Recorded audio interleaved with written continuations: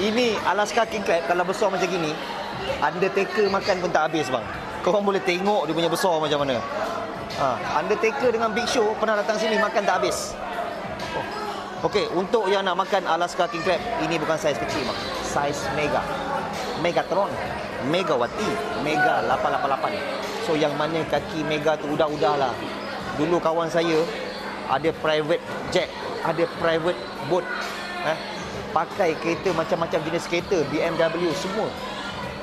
Kaki spin, ujung-ujung sekarang ni naik motor demak. Habis semua, jual.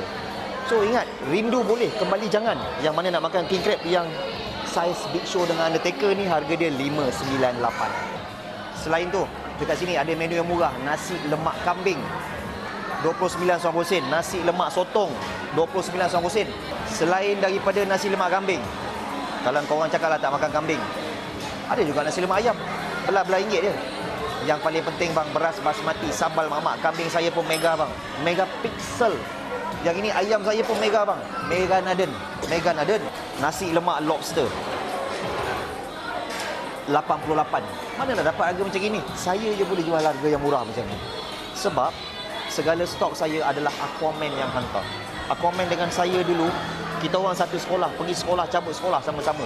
Bila dia dah masuk Hollywood, so dia buat dengan dunia dia, saya dengan dunia saya. Tapi perjanjian saya dengan dia masih terikat sebab dia supply pada saya makanan haiwan laut. Sebab tu saya boleh jual dengan harga yang murah. Daripada king crab, daripada lobster, macam-macam lah. Yang tadi belum masak, ini dah masak. Yang ini 3 kaki harga 498. Tengok saya punya beras. Tengok beras dia. Beras basmati. Tengok sambal dia. Sambal emak-emak.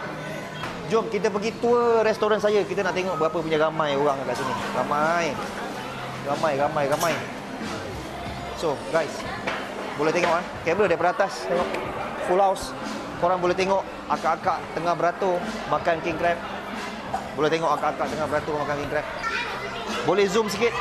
Ini nasi lemak Boston Lobster 198. Boston Lobster. Dia ada tangan. My gym. Okey, kita tengok pula meja luar. Yes bang, apa khabar? Pak Lan ada booking. Pak Lan ada, sekejap bang Baik. Okey, boleh tengok table sana penuh. Boleh tengok table sana penuh. Okey, korang boleh tengok macam mana saya punya keadaan ribut restoran saya. Saya ada 3 buah lot restoran. Lot pertama, lot kedua, lot ketiga dan table luar. Jumlah keseluruhan ada 600 kerusi. 600 kerusi pun full house, tak muat Okey, so jangan lupa datang kat sini buat tempahan ramai. Okey, tapi kalau nak datang korang boleh waste saja nasi lemak lobster JB, tekan aja waste. Pembayaran boleh guna Visa, Master, parking luas, parking komplit. Surau disediakan semua. Dalam